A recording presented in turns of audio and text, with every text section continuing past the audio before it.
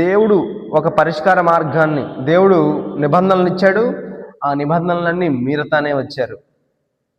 దేవుడు రక్తం చిందించాల్సి వస్తానే వచ్చింది. కానీ ఆ రక్తం ఒకేసారి భవిష్యత్తులో కూడా చేయబోయే అపరాధాల నిమిత్తం కూడా దేవుడు చేయడం కోసం దేవుడే స్వయాన దిగి రావాల్సి వచ్చింది. అప్పటి వరకు ఈ లోకంలో ఉన్న రక్త జీవులతో పరిష్కారాన్ని అందించినప్పటికీ అది చాలలేదు.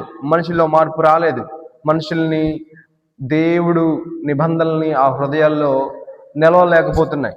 అందుకని దేవుడు స్వయాన ఈ భూమి మీదకి వచ్చి ఆయన నడిచిన మార్గంలో నడిపించడానికి, మనకు కాపరిగా మనల్ని నడిపించడానికి, బలి అయి మనల్ని రక్షించడానికి వచ్చిన ఆ దేవుని మార్గంలో మనం నడవటానికి ఈ పాత నిబంధనకి కొత్త నిబంధన యొక్క సంబంధమే మనకు అర్థమవుతుంది.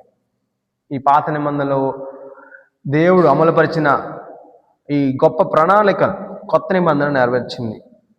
ఈ కొత్త నిబంధనలో దేవుడు రాని ఎడల ఈ పాత నిబంధనలో ఉన్న ప్లాన్ నిరర్ధకమైతే దేవుడు ఉన్నవాడు అనువాడైన దేవుణ్ణి ఎరిగే అవకాశం ఈ ఈ ఈ పౌలు గారు ఏం చెప్తారంటే, వీరి కఠినత్వము సర్వలోకానికి అంటే దీవెనగా మారితే వాళ్ళ దీవెన సర్వలోకానికి ఇంకెంత దీవెనగా ఉంటుంది అని అంటాడు. అంటే వీళ్ళు కఠినంగా ఉన్నారు కాబట్టి ఆ రక్షణ ఎవరైతే 12 మంది శిష్యులు ద్వారా ఆరంభమైన దేవుణ్ణి వెంబడించే సాక్షులుగా ఆరంభమైన సాక్షులు ప్రపంచం మొత్తం వెంబడించారు. ఎందుకని? ఆ ఇశ్రాయేలీయులు దాన్ని నిరాకరించారు కాబట్టి.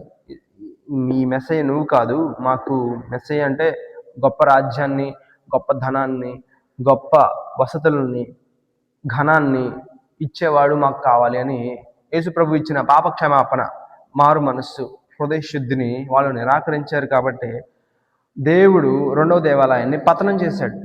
దేవాలయాన్ని పట్టుకుని వాళ్ళు ఎంతగానో ఆనందించేవాళ్ళు, ఘనపరుచుకునేవాళ్ళు.